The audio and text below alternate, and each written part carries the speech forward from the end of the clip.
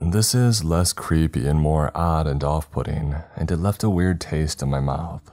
I, a 21-year-old female, had just finished a 2-hour-long drive and had to stop at the gas station to change and use the restroom.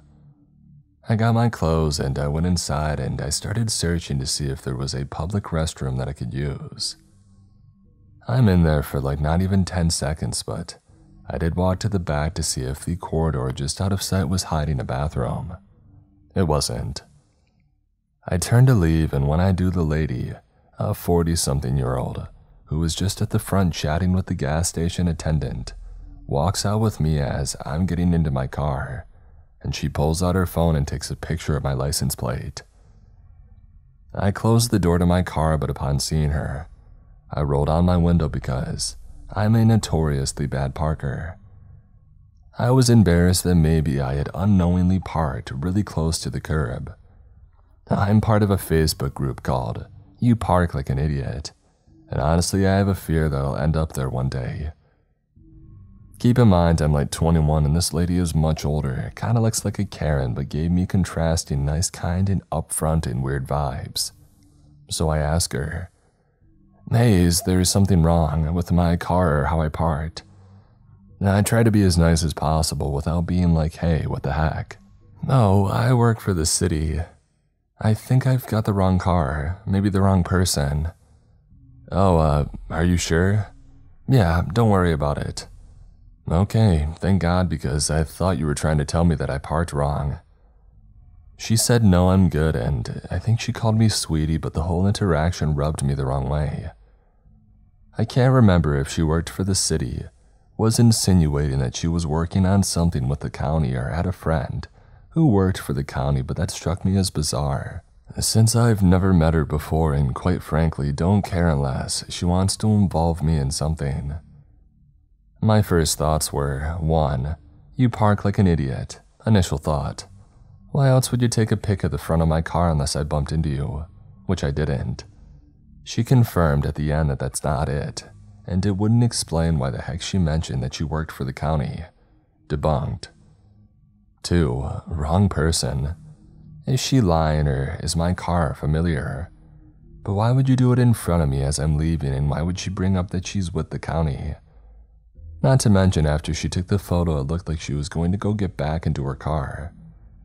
If I didn't initiate the conversation, I doubt that she would have called out for me to start one. Or she thought that I looked familiar from the back. Maybe somebody who was supposed to be away from her in a protection order. This doesn't make sense to me, but it is a possibility. I'm pretty sure she saw my face when I entered though. 3. She thought that I was a crook. Maybe because I walked in and out of the place so quickly with clothes in my hands and I stopped at the back of the store to look down the hallway. Maybe she thought that I was a crook and wanted to snap a pic of my license plate so that she could report it later.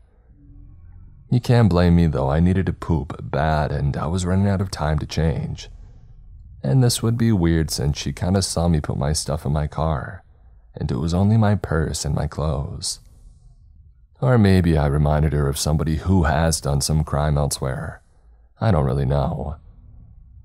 I'm not worried about this option given that if anything does come up, they can pull footage and see that I was just in desperation searching for the bathroom.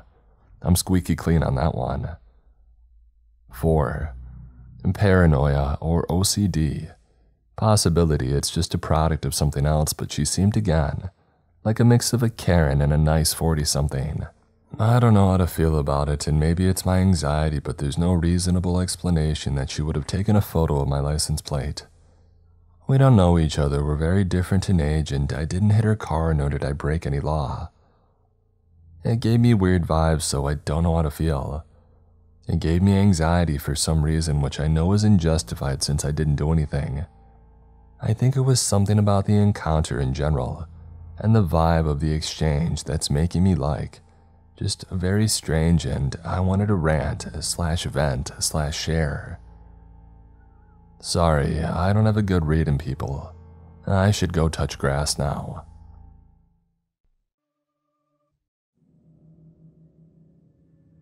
This story happened about 2 years ago when I was 19, and my foster sister Kira was 16. For the sake of the story, it's important to know that it was female presenting and hadn't come out as trans yet, nor was I presenting myself in an overtly masculine style at the time. It was the summer before I was going to college, and I mostly lived with my mom and Kira except for every other weekend, where I'd stay with my dad.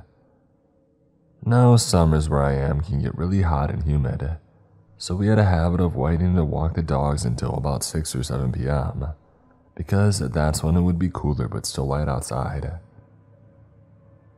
On this particular evening, Mom wasn't going to be home until late though. I don't remember the exact reason why. She is a woman that likes to stay busy and often participates in choirs, Bible studies, youth group events, classes, and more. So it wasn't uncommon for Kira and I to be left home alone until about 8 or 9 p.m. at night. So it was up to me and Kira to walk the dogs by ourselves, unless we wanted our younger dog, Samson, to throw tantrums due to pent-up energy. Even though we lived in the countryside and could have walked them down our street, Kira and I decided to drive out 20 minutes to a park instead. Why, I don't remember. It could have been anything from being bored walking our roads to not wanting to have to deal with blind curves and hills. Whatever the reason, at around 7:30 p.m., Kira and I had harnessed our 2 dogs, packed them up in the car, and drove to the park. Now let me quickly explain the layout of the park so that it's easier to understand why we got nervous halfway through our walk. This park isn't very big, but it's popular because of its loop. The entire park is surrounded by a mile-long looping road with its attractions, like playgrounds, ponds, and a small country hall, spaced about on the inner side of the loop. The outer side is just grass, trees, and one playground at its end.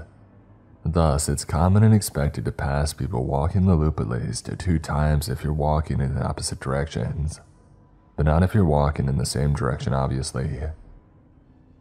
Many cars on this road can only drive in one direction because it's a one-way road. At first, everything about this walk seemed normal.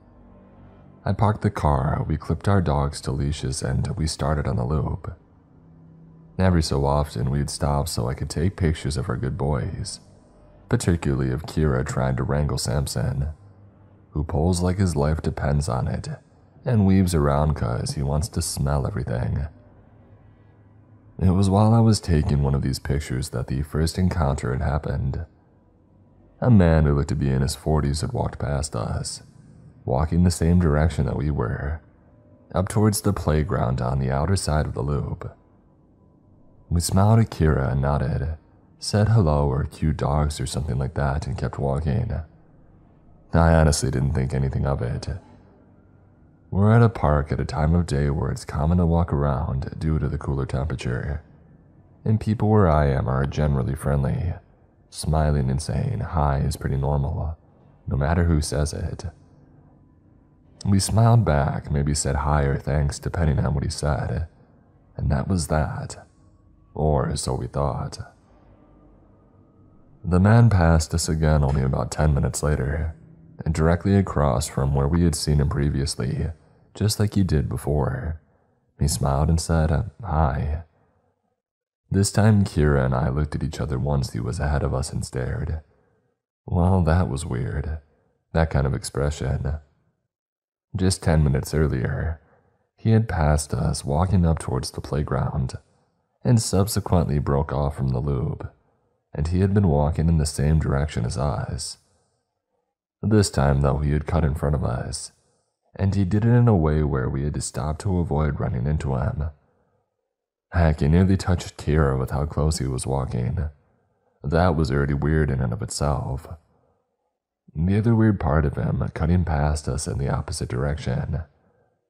The only way he could have done that was if he had cut across the inside of the loop, since it would have been close to impossible to pass us at a certain point from the other direction if he had decided to walk the opposite way of the loop than us.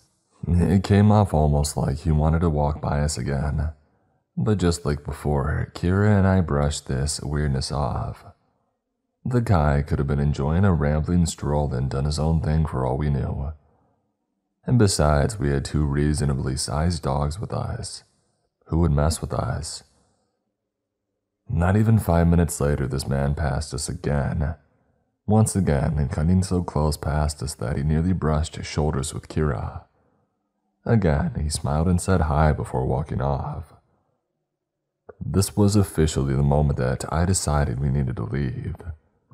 Sure, it's normal to pass a person at least 2 times walking this loop, if you're going in opposite directions, but doing so takes a while. You have to at least get to the parallel spot on the loop from where your paths first intersected to see each other again. Both the time between running into the guy and the location that we had passed each other didn't match up in a way that didn't look suspicious. Plus, I really wasn't a fan of how he cut across us. The first time he passed us like a normal person walking faster than us would, albeit a little close. The second time he had cut in front of us from the opposite direction instead of walking around us, to the point that we had to stop to avoid running into him. This third time he walked up behind us, then he did this weird directionally slant walk across the street and go in the opposite direction, cutting us off again. So yeah, I told Kira to hustle so we could get to our car and get out instead of doing a second loop, so that's what we did. When we were almost to our car, we noticed a car creeping along behind us. We pulled to the side and stopped to let it pass, but for a second it stopped too. We figured that the car was getting ready to park, so we started walking again. The car started creeping along behind us soon after we did, so we stopped again and the car stopped with us. This was when Kira got nervous. We hadn't seen the middle-aged guy since the third cutoff, so we figured that I had overthought the whole thing. But here we were, with this tinted windowed car acting weird as heck behind us. Was it the same guy but back in his car? A different guy? We couldn't tell. Before anything could happen though, another car idled up to the one next to us, and whoever it was sped up to the expected 5 miles per hour. We got to our car pretty fast after that and practically picked up the dogs to get them inside of it. We got in and got out of there. My mistake, however, was neglecting my rearview mirror and the well-advised rule not to drive straight home if you're worried a stranger's taking too much interest in you. I was anxious, dumb, and primarily concerned with getting home where we could be safe. Because home is supposed to be safe, right? My naive, false sense of security. I think we got home around 8-something. The sun had finally disappeared behind the horizon, but it wasn't fully dark yet. Just that dusty purple color the sky gets before it finally accepts that it's nighttime. Mom wasn't home yet, so we got the dogs some water, locked the doors, ate a late dinner, and chilled in the living room, talking about things that didn't really matter. It was almost 9:30 when the scariest part of this whole ordeal had happened. There, Kira and I were sitting on different couches, talking about something or other, when we noticed the ceiling briefly light up over where Kira was sitting. An important note here is that Kira was sitting on a small couch with her back to a window that faces out to the front of our house, while I was on a couch on the opposite wall, where I could see a sliver of the front porch. Likewise, right next to Kira was our front door, which has 3 small rectangular windows on it. Due to our long and slightly curvy driveway, it's common to see headlights stream through that window, light up the ceiling, fade, and then intensify. It means that somebody is just coming home. So when the ceiling above Kira lit up, we thought nothing of it, assuming Mom had finally come back from wherever she went that night, and we didn't take any notice of the light skipping the final arc of someone pulling all the way up the driveway either. We also didn't pay any mind to how long it was taking Mom to come inside. Mom had a habit of pulling in and then checking her phone for God knows how long before coming inside. Right after the light went off, we both heard the storm door open, but we didn't hear anyone pressing the code keys of her lock or jiggling the door handle, like Mom usually does right away. The moment the storm door creaked open, our 2 dogs jumped up and ran to the door, barking like mad. Our golden greyhound mix, Calvin, has a deep, scary bark, which contradicts his adorable appearance. Samson, our dumb goofball son who is incapable of hurting a fly but a big boy, jumps up on his hind legs and scrambles to find purchase on one of the small windows in a desperate attempt to see who's outside. Immediately, the storm door slammed shut, and we heard heavy footsteps on the cement porch. Calvin started going nuts and jumped up on Kira's couch, standing on its back instead of the cushions to look out the window. Samson ran out of the room and went out of the doggy door that leads to the back porch, which has a ramp going down into a fenced-off portion of our yard. I couldn't move. I had never understood really what it meant when people described their limbs turning to lead until that moment. It felt like I didn't have limbs, really. Like moving wasn't an option. If I moved, I might glimpse something or someone through the windows. The person could see me running around the house, freaking out, and decide to come after us after all. So I sat there, my mind steadily going blank as my heart sped up, and my limbs refused to move.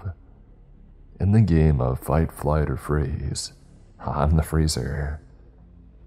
And Kira, on the other hand, is a fighter. She spins around and looks out the window but can't see anything because, besides the emotion light on the porch, it's too dark. So naturally, she gets up and grabs a stray dog toy, which just so happens to be a tug-of-war rope with a ball on one end, and opens the door. I tell her very calmly to shut the door and stay inside, but she ignored me and stepped out onto the porch. She comes back inside after not saying anything, but to my utter disbelief, she disappears to the kitchen, comes back with a knife and goes outside again.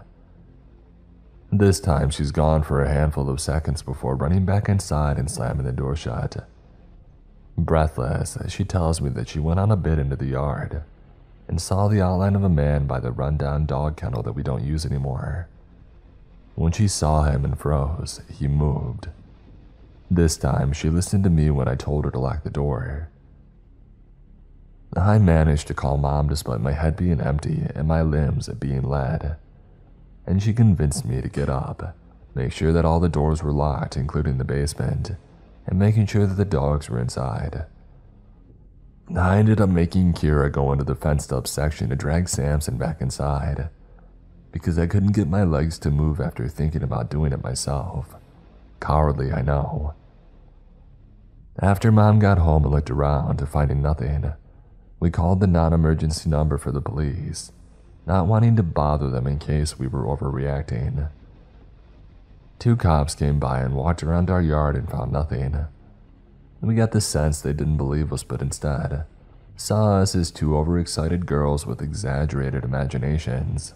But still, they humored us and told us, after we had told them about the park, that if we think that anyone might be following us or if someone's acting a little too creepy, not to drive straight home and to check if anyone's following us. And then they laughed. To this day, I'm pretty sure the only people who believe someone with malicious intent came to our home in hopes of finding 2 teenage girls is Kira and me. Though whether or not whoever it was the guy from the park, we're not sure. But it's too coincidental, isn't it? That the day that we have multiple encounters with this guy, who goes out of his way to get close to us and a car inch-long behind us, we also have an almost intruder encounter. Plus, there were too many details that didn't add up to us having overly excited imaginations. We both saw headlights. The motion detector on the porch had turned on. The storm door had opened and stayed open until Samson had jumped up to look out the door's window. It's a very noisy door and makes sounds when opening and closing. We had heard footsteps. Kira had saw someone. And the dogs don't run up to the door like that and bark their heads off if no one's there. I don't know if whoever was at our house was the same guy that ran into us at the park. If it was, I don't know if the reason he cut in front of us as close as he did was to test how our dogs would react to him, and then not caring at all the first time, wagging their tails convinced him that they weren't a threat. I don't know if he was in the car that inched behind us and stopped when we stopped. I don't know what would have happened if Calvin didn't have a scary manic bark, or if Samson wasn't tall enough to look out the high windows on the door. I don't know much of anything. What I do know is this. If you're out and about, minding your own business, and a stranger is taking a lot of notice of you, following you, frequently running into you, or whatever, trust your gut. Don't drive or walk straight home, meander, get to a public space, or just take your time. Pay attention to your surroundings. You never know who's watching you.